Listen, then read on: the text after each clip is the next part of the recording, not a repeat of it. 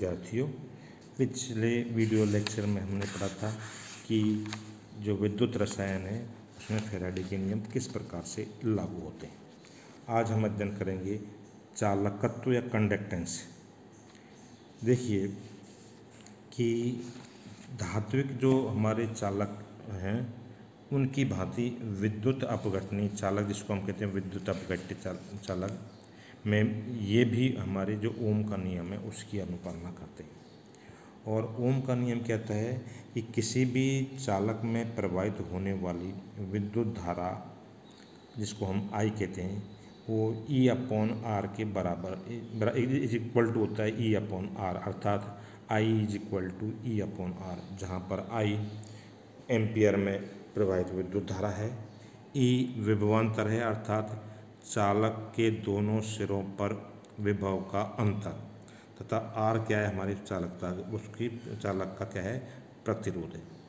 इससे स्पष्ट है कि दी हुई वोल्टेज के लिए चालक में प्रवाहित होने वाली विद्युत धारा उसके प्रतिरोध पर निर्भर करती है। क्योंकि जब धात्विक चालकों के स्थान पर हम विद्युत अपघटनी चालक लेते हैं तो उस स्थिति में प्रतिरोध के स्थान पर चालकत्व पद या कंडक्टेंस पद काम में लेते हैं, और विद्युत रसायन में प्रतिरोध की अपेक्षा कंडक्टेंस या चालकत्व शब्द का अधिक प्रयोग किया जाता है। और जो प्रतिरोध का व्युत्क्रम होता है वही हमारा क्या कहलाता है, कंडक्टेंस चालकत्व कहलाता है, जिसे C द्वारा रिप्रेजेंट करते हैं, और C इज इक्वल टू होता है 1/R। अतः चालकत्व विद्युत अपघट्य में प्रवाहित धारा को प्रवाहित होने की सरलता को बताती है। क्योंकि प्रतिरोध की इकाई ओम होती है, अतः जो हमारे चालकत्व की इकाई ओम इनवर्स या ओम-1 होगी, और इसको हम मोज भी कहते हैं, जबकि SI मात्रक में हम इसको सीमेंस में व्यक्त करते हैं। अब देखिए चालकता हमारी कई प्रकार की होती है, जैसे मैं कहता हूँ कि विशिष्ट चालकता, तुल्यांकी चालकता, मोलर चालकता है। तो इनको हम किस प्रकार से परिभाषित करेंगे, तो हम सबसे पहले लेते हैं हमारी विशिष्ट चालकता। देखिए जब किसी विद्युत अपघट्य में विद्युत धारा प्रवाहित की जाती है तो इस चालक का जो प्रतिरोध है R है उसकी L लंबाई के समानुपाती तथा अनुप्रस्थ क्षेत्रफल के व्युत्क्रमानुपाती होती है, अर्थात R is proportional to L/A।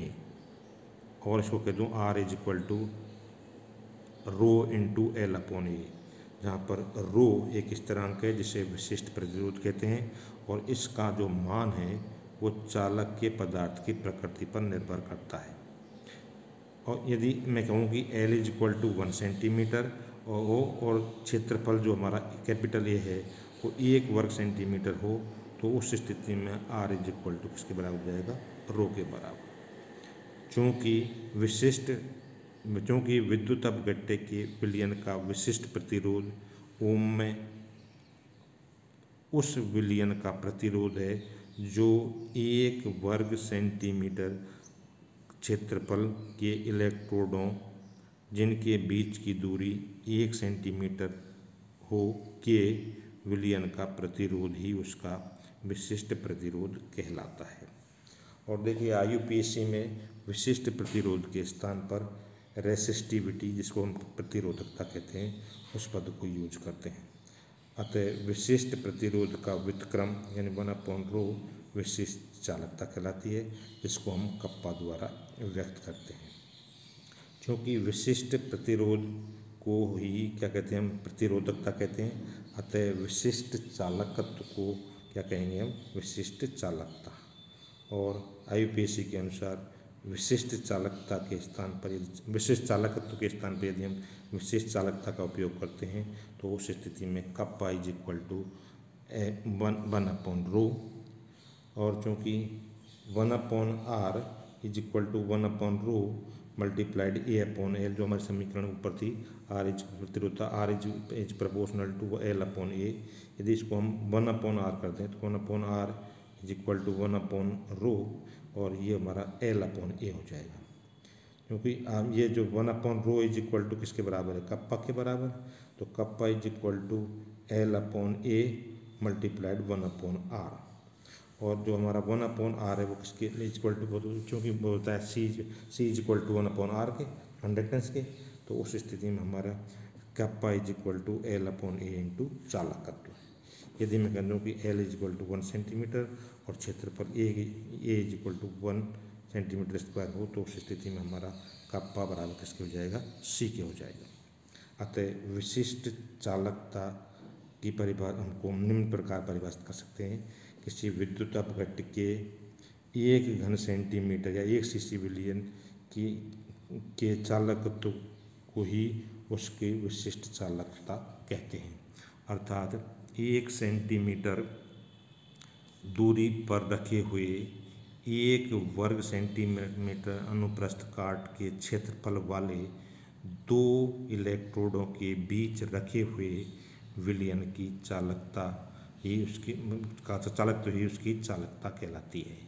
क्योंकि चालकत्व को मोज या ओम इनवर्स में व्यक्त करते हैं, क्षेत्रफल को सेंटीमीटर इनवर्स में व्यक्त करते हैं। अतः उस स्थिति में हमारी जो चालकता की परिभाषा हो जाएगी, चालकता की इकाई हो जाएगी हमारी विशिष्ट चालकता की, तो वो हो जाएगी kappa is equal two centimetre divided by centimetre square multiplied मोज, और इसको कह दूँ मैं मोज सेंटीमीटर स्क्वायर इनवर्स, और कहते हैं ohm inverse into centimetre inverse. इसको इस प्रकार से चालकता या विशिष्ट चालकत्व की इकाई ओम इनवर्स सेंटीमीटर इनवर्स या मोज सेंटीमीटर इनवर्स होगी।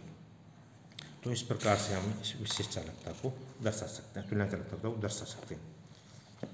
अब देखिए हमारी दूसरी प्रकार की जो चालकता है वो है हमारी तुल्यांकी चालकता। तो देखिए तुल्यांकी चालकता चूँकि किसी विद्युत अपघट्य के चालकता उसकी सांद्रता पर डिपेंड करती है, अतः विभिन्न विद्युत अपघट्यों की चालकता की तुलना करने के लिए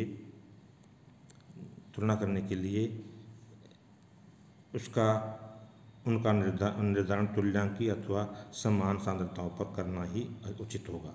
यदि किसी विद्युत अपघट्य का 1 ग्राम तुल्यांक 1 घन मीटर विलयन में विलय रहता है, तो ऐसे विलयन की चालकता को क्या कहेंगे, हम तुल्यांकी चालकता कहते हैं। यदि इसका आयतन V हो तो उस स्थिति में V आयतन को यदि हम हो तो उसको हम लिखेंगे कि lambda is equal to kappa into V। इसी प्रकार यदि विलयन की सांद्रता C ग्राम तुल्यांक प्रति घन मीटर हो तो उस विलयन का जो आयतन है वो होगा हमारा 1/c मीटर क्यूब होगा, और उस स्थिति में हमारा lambda is equal to kappa upon C। क्योंकि SI पद्धति में तुल्यांकी चालकता का मात्रक ओम इनवर्स मीटर स्क्वायर प्रति इक्वलेंस होता है। अतः विद्युत अपघट्य की सांद्रता को यदि हम ग्राम तुल्यांक प्रति लीटर में लिए तो उस स्थिति में हमारा विलयन की जो आयतन होगा वो 1000/c सेंटीमीटर क्यूब होगा। यदि 1 घन सेंटीमीटर विलयन की चालकता के हो तो 1000/c सेंटीमीटर क्यूब विलयन की चालकता क्या होगी, तो lambda is equal to K into V, और मैं कहूँ कि K की मान रख दें 1000/c मल्टीप्लाइड कप्पा, और मैं कह दूँ 1000 into K kappa divided by नॉर्मलता। इसी प्रकार से हमें किसी विद्युत अपघट्य की मोलर चालकता को भी डिफाइन कर सकते हैं। तो देखिए मोलर चालकता एक्चुअली में किस प्रकार डिफाइन होगी, तो मोलर चालकता उस विलयन की चालकता के बराबर है जिसके 1 घन मीटर में उस पदार्थ का 1 ग्राम अणु या 1 मोल घुला हुआ।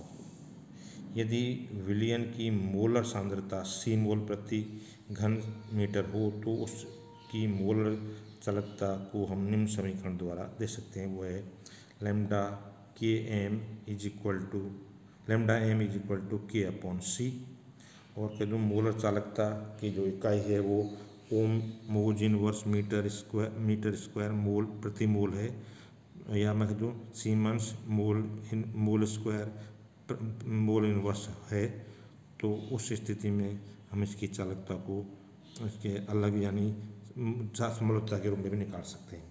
और इसी प्रकार मोलर चालकता को जो lambda M is equal to kappa into V है, और कप्पा इंटू 1000/c, और सो कप्पा मल्टीप्लाइड 1000 मोलर चालकता। तो जिन पदार्थों की तुल्यांकी भार और अणुभार समान होते हैं उनकी तुल्यांकी और मोलर चालकताएं भी समान होंगी। जैसे कि NaCl, KCl आदि में तुल्यांकी एवं अणुभार एक ही होते हैं, वहीं तुल्यांकी और अणुभार चालकताओं का मान भी समान होता है, परंतु कुछ पदार्थ जैसे Na2SO4, CuSO4, BaCl2 आदि में तुल्यांकी और मोलर चालकताएं समान नहीं होती है। इसके अलावा यही एक हमारा इसमें पद और का मत है, वो है सेल स्थिरांक। तो सेल स्थिरांक क्या है एक्चुअली में? तो देखिए, सेल स्थिरांक किसी भी चालकता सेल के लिए L लंबाई और A क्षेत्रफल जो होते हैं वो हमारे निश्चित होते हैं। तो मैं कह दूं कि जो राशि L/A है का मान निश्चित होता है, तो उस स्थिति में हम ये ज्ञात कर लिया जाता है कि किसी भी विलयन की विशिष्ट चालकता की गणना करने के लिए इस राशि का उपयोग किया जा सकता है, और इसको हम K द्वारा, सेल स्थिरांक को K द्वारा व्यक्त करते हैं। K इज इक्वल टू होता है L/A, और इसको मैं ये कहूँ कि L/A के स्थान पर यदि हम K का मान रख दें तो उसमें kappa is equal to L/K।